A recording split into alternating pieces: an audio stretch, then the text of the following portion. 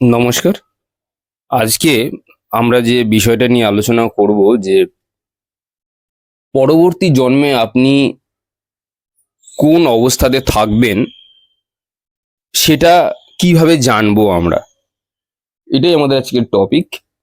এবার কথা হচ্ছে এগুলো আমাদের মাইন্ডসেট অর্থাৎ আমাদের মনকে পর্যবেক্ষণ করলেই বোঝা যাবে যে আমরা পরবর্তী প্রজন্মে বা পরবর্তী জন্মে যখন আমাদের আসবে সময় আসবে তখন আমরা কিভাবে থাকবো। এটা বোঝার আগে আমাদের মন বিভিন্ন এনার্জি সেন্টারে যাতায়াত করে, মূলাধার থেকে সহস্রার পর্যন্ত। তো প্রথমে আমরা এটাকে একটুখানি জানবার চেষ্টা করব।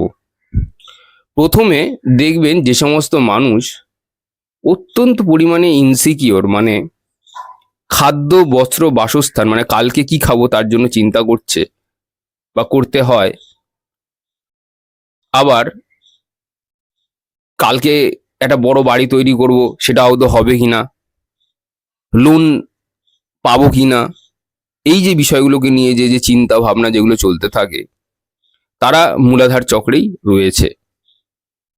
এবং এই চিন্তা নিয়ে আপনি যদি মরে যান বা স্থূল শরীর যদি ত্যাগ করেন, তাহলে পরজন্মে কিন্তু আপনার জন্ম হবে এমন একটা বাড়িতে যেখানে আপনার নিজের কোনো বাড়ি থাকবে না। আপনার হয়তো মানে ভাড়াটে বাড়িতে জন্ম হয় না অনেকের, নিজের বাড়ি যখন থাকে না। তো এই রকম বাড়িতে যেখানে আপনার খাদ্য নিয়ে চিন্তা হবে, বাসস্থান নিয়ে চিন্তা থাকবে, এই রকম বাড়িতে আপনারা বা আমরা যারা এই টাইপের চিন্তা নিয়ে মরবো, তাদের কিন্তু ওই রকম জায়গায় তাদের গতি হবে। এক নম্বর কথা ক্লিয়ার।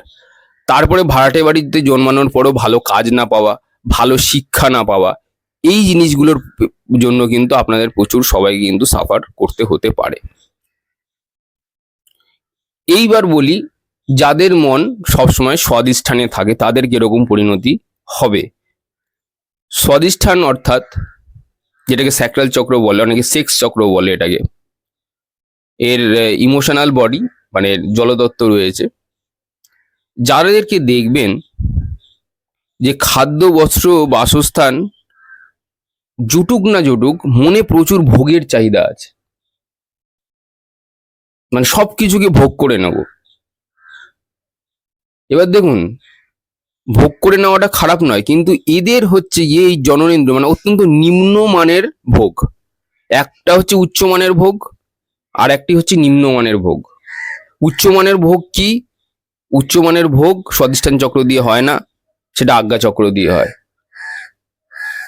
আর নিম্নমানের ভোগ হচ্ছে গিয়ে শারীরিক, যেখানে স্থূল শরীর জড়িত আছে। তারপরে শুধু তাই নয়, কথায় কথায় অহংকার তো এদের লেগেই থাকে।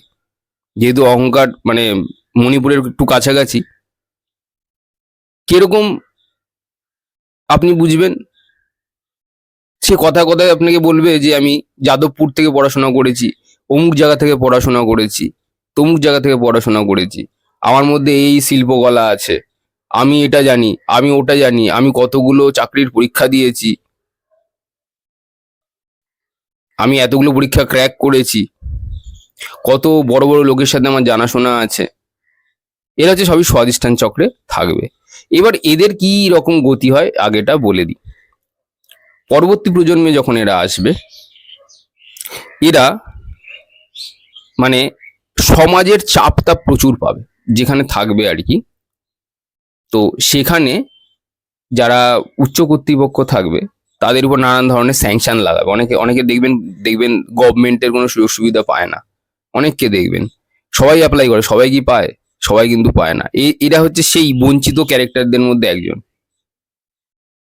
ধরুন সবাই রেশন কার্ড পাচ্ছে পিএইচএইচ ক্যাটাগরিতে, ধর আমার যেমন পিএইচএইচ ক্যাটাগরিতে আছে, যে আমার বলতে কোনো অসুবিধা নেই। তো গরিব মানুষ, যাই হোক। তো আমাদের সাথে এরকম অনেকেই অ্যাপ্লাই করেছিল, কিন্তু হবে না। কারণ ওই যে গত জন্মের ওই যে সংস্কার, এই যে এত অহংকার, এই যে এত দম্ভ, তুমি নিজেকে ছোট করে রাখতে পারো না। আর প্রচুর ভোগের চাহিদা, শারীরিক ভোগের চাহিদা, মানে সময় পেলে ওগুলো করতে পারলেই খুব ভালো হয় তাদের। তো ফলে এই শাস্তি। বিভিন্ন রকম সরকার কর্তৃক যে প্রকল্প আছে সেগুলো থেকে এরা ইজিলি বঞ্চিত হয়ে যাবেন বা যান। এবার আপনি বুঝে নিন যে আপনি কি কি কাজে অ্যাপ্লাই করেছেন, হননি। আমি তো জীবনে সরকারি চাকরির পরীক্ষাই দিইনি, সেটা আলাদা কথা। ব্যাপারটা হচ্ছে অন্যরকম, অন্য জায়গায় যারা দিচ্ছেন কিন্তু পাচ্ছেন না, তাহলে আপনি বুঝুন যার যেদিকে ইন্টারেস্ট আছে, সরকার থেকে লাভ নেওয়ার ইচ্ছা আছে, সেটা এরকম আপনার সরকারি চাকরি হতে পারে বিভিন্ন ধরনের। তো আপনারা এই বঞ্চিত হবেন, সবাই যেটা পাবে সেটা কিন্তু আপনি পাবেন না। অবশ্যই সরকার যখন করছে প্রত্যেকের সেটা পাওয়ার কথাই, সেটা খুবই সহানুভূতিশীল একটা ব্যাপার। আহ, সবাই জনগণ তো, কিন্তু তারা ভাগ্যবশত মানে এখান থেকে আউট হয়ে যায়। এবার আসি তার একটু ওপরে, মণিপুর চক্রে যদি আসি, মণিপুর চক্রে হচ্ছে সোলার প্লেক্সেস। তো সূর্যের শক্তি এখানে আছে বলে মনে করা হয়। তো এই রকম লোক হচ্ছে সেই রকম লোক যারা দেখবেন ক্রেডিট চুরি করে, মানে ক্রেডিট নিতে ভালোবাসে বলা ভালো, যাদের মণিপুর ভালো থাকে না, নর্মালি ডিস্টার্ব থাকে, তারা কি করে, হয়তো আপনি একটা কাজ করলেন, তারা আপনার ক্রেডিটটাকে খেয়ে নিয়ে বসকে বলবে যে আমি করেছি কাজটা। ভাবুন, এরকম লোক কিন্তু প্রচুর আছে, বিভিন্ন কর্পোরেট অফিসে দেখতে পাবেন, বিভিন্ন জায়গাতে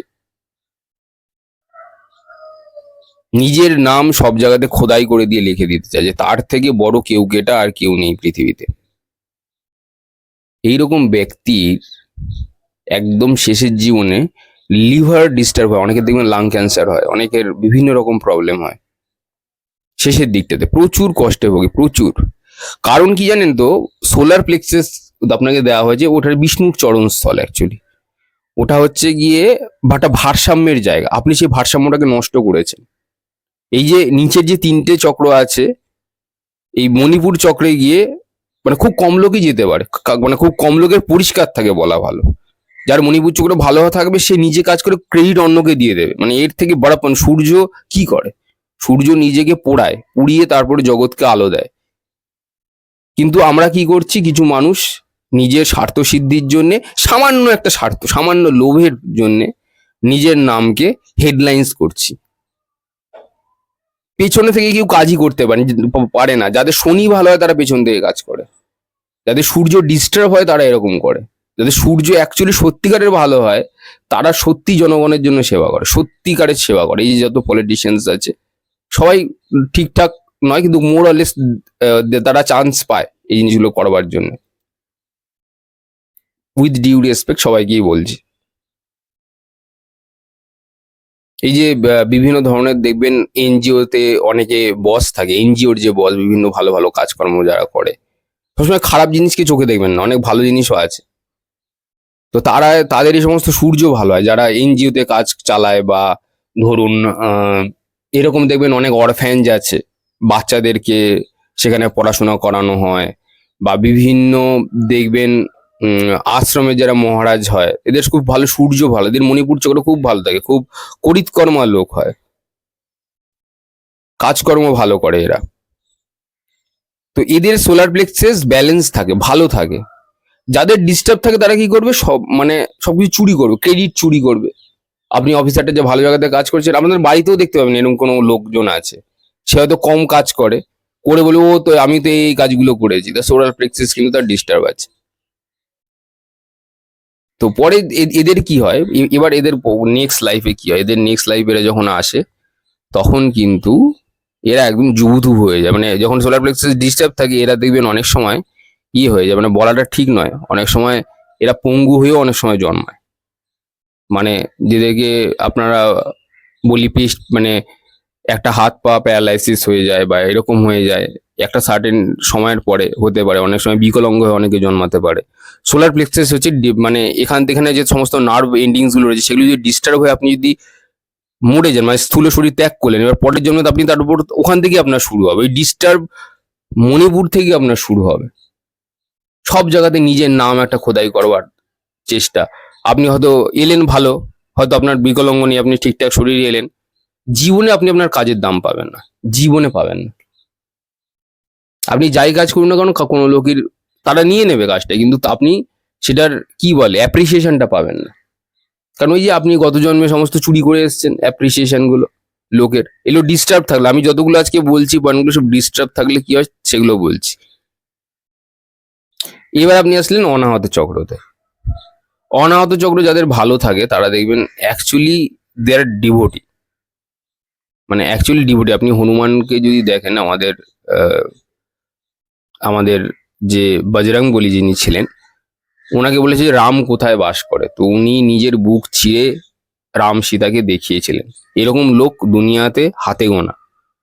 আমি বলছি না যে নেই, কিন্তু এরকম সত্যিকারের ভালোবাসে এরকম লোক সত্যিই খুব কম। কিন্তু এবার যাদের ডিস্টার্ব থাকে তারা কি করে, তারা না লোক দেখানো ভক্তি করে। ভক্তি দু রকমের হয়, একটা আপনি মানসিক ভক্তি যেটা কেউ দেখতে পাচ্ছে না বুঝতে পারছে না, আর একটা হচ্ছে গিয়ে এমন একটা ভক্তি যেটা দেখবেন লোক আসলে পরেই কীর্তন করছে, লোক আসলে পরেই এটা ওটা করছে। জানিস তো আমি ঠাকুরকে এতগুলো খেতে দিই, আচ্ছা আমি জানিস এই কালী পুজো গেল কত খরচা করেছি, কত লোককে খাইয়েছি। ভক্তি কিন্তু নেই যে তা নয়, কিন্তু ভক্তি কিন্তু আছে, ভালোবাসে বলেই তো করছে। না ভালোবাসলে তারা তো খরচাপাতি করতো না। কিন্তু তার মধ্যেও কিছু মেকি রয়েছে, তার মধ্যেও কিছু অহংকার আছে, ভক্তির অহংকার, এটাও একটা বড় অহংকার।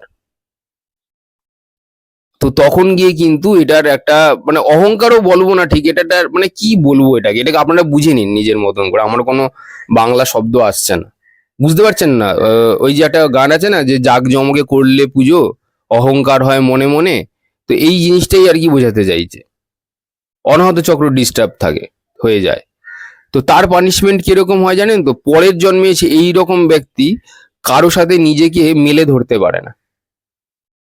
মানে ধরুন সে একটা কথা বলতে চায় অন্য কারোর কাছে, অনাহত চক্র তো ইমোশনস, সেখানে তার ইমোশন অ্যাকচুয়ালি একমুখী হওয়া উচিত, কিন্তু কিন্তু যেহেতু উপরের তত্ত্ব, সেখানে এয়ার তত্ত্বর কাছাকাছি, বায়ু তত্ত্বের কাছাকাছি, তো তখন কি হয়, এই যে কানেকশন ফিল করা বা কানেক্ট ফিল করা, যে আমি আপনাকে একটা কথা বলছি, আপনি ধরুন একটা উদাহরণ দিলাম, আপনি ধরুন বুঝে যাচ্ছেন না তো ইজিলি, কিন্তু অনেকে আছে এটা ভালো করে বোঝাতে পারে না বা এক্সপ্রেস করতে পারে না,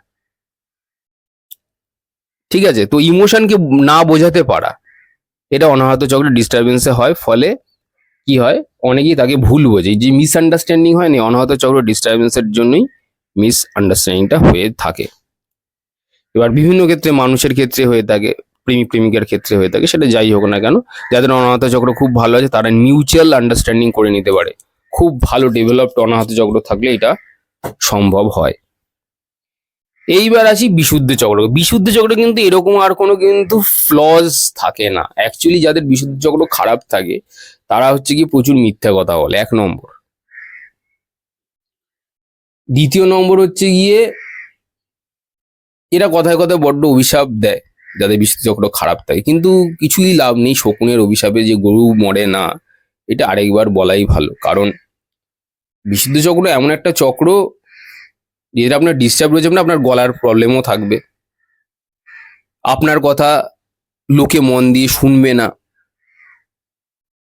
আপনার বলা কোনো কথা গ্রাহ্য করবে না, কেউ কেউ পাত্তা দেবে না, বলা ভালো। তো বিশুদ্ধ চক্র ডিস্টারবেন্স থাকলে এই জিনিসগুলো হয়।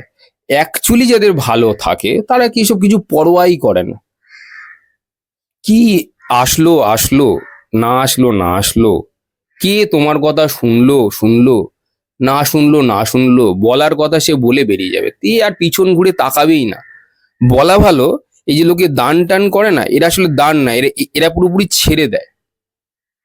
ছাড়া আর দেওয়ার মধ্যে একটা তফাৎ আছে। আপনি যদি দান করেন তাও আপনি একবার ঘুরিয়ে একবার দেখবেন যে মানুষটা খেলো কিনা বা পেলো কিনা ঠিকঠাক করে। আর ছাড়ার যে ব্যাপারটা থাকে সেটা একদম অদ্ভুত। আজ ছেড়ে দিয়ে নো রিটার্ন ব্যাক, কোনো রকমের পেছন ঘুরে না তাকায় না এরা। যে আপনাদের সাথে কথা বলছি বলে বলতে হচ্ছে, মোস্ট অফ দ্য টাইম তারা চুপচাপ থাকতে ভালোবাসে। কেউ কোনো প্রশ্ন করলে উত্তর দেয়, ঠিক আছে, বা কোনো কনভারসেশন হলে তারা কথা বলে, ডেফিনেটলি তারা সত্যি কোঅপারেটিভ হয় এবং তাদের কমিউনিকেশন স্কিলটাও তাদের খুব ভালো হয়। মানুষকে অভিশাপ টভিশাপ তারা এই সমস্ত চক্করে একদম যায় না। যেহেতু এটা সত্যযুগের মধ্যে পড়ে, তো বিশুদ্ধ চক্র কি বলবো, বিশুদ্ধ চক্র যত বলি তত কম বলা হয়ে যায়। এই নিয়ে অলরেডি একটা অডিও করা হয়েছে। কিছুই চায় না সেই ব্যক্তি, অ্যাকচুয়ালি কিছু চায় না। কেউ যদি কোনো টাকা পয়সা দিয়ে যেতে চায়, দিয়ে যা। কেউ যদি বলে যে আসবো না, দেবো না, দেবে না। তবে এরা নিজেদের একটা একটা জিনিস কি, এরা একটা নিজেদের জোনের মধ্যে থাকে, একটা বাউন্ডারির মধ্যে থাকে। আহ, অত সহজে আপনি যদি ভাবেন যে বিশুদ্ধ চক্র যারা আছে তাদের সাথে আপনি দেখা করবেন বা মিট করবেন বা কথা বলবেন, সেটা কিন্তু সেই স্পেসটা আপনি নাও পেতে পারেন। এআর তত্ত্বের কোয়ালিটির মধ্যে পড়ে তো, কারণ তাই জন্য দেখা সাক্ষাৎ পাওয়াটা হচ্ছে খুব বড় ব্যাপার। না পাওয়ারই কথা নর্মালি। সাধারণত যায় না, সমাজের সাথে অত মেলামেশা এদের থাকে না। এবার চলে আসি হচ্ছে আর একটু ওপরের চক্রে, যেটা হচ্ছে আপনার মন যদি আজ্ঞা চক্রে থাকে, তখন তো মন পুরোপুরি স্থির, তখন চাওয়া না চাওয়ার মধ্যে কোনো তফাৎ নেই, মন তখন উপরে উঠে গেছে, তখন সেটা আলাদা ব্যাপার হয়ে যায়। তখন সেই ব্যক্তি ষষ্ঠ চক্রের সর্বশ্রেষ্ঠ চক্রের অবস্থান করেছে। এই ব্যক্তির কাছে এখানে আর খারাপের কোনো ব্যাপার নেই। মানে এখানে যদি একমাত্র যাদের আজ্ঞা চক্র যাদের ডিস্টার্ব আছে, একটা জিনিসই হয় যে তারা দূরদৃষ্টি তাদের থাকে না, মানে ভবিষ্যতে কি হবে এটা তারা দেখতে পায় না নর্মালি। দ্বিতীয় কথা হচ্ছে গিয়ে কোনো স্পিরিচুয়াল কানেকশনও তাদের সাথে থাকে না, তারা উঠতে পারে না যাদের আজ্ঞা চক্র ডিস্টার্ব থাকে। অনেক সময় আজ্ঞা চক্র যাদের ডিস্টার্ব থাকে তারা হচ্ছে হয় জ্ঞান পাপী, মানে জানে যে এই জিনিসটা করলে পরে আমার এনার্জি আরো নষ্ট হবে, তারপরে হচ্ছে এমন কিছু কিছু বাজে কাজকর্মে লিপ্ত হয়ে যায়, যার ফলে সে বাজে কাজকর্মেও লিপ্ত হয়। যেরকম ধরুন আপনার কাছে ফোন আছে, আপনি কি দেখবেন?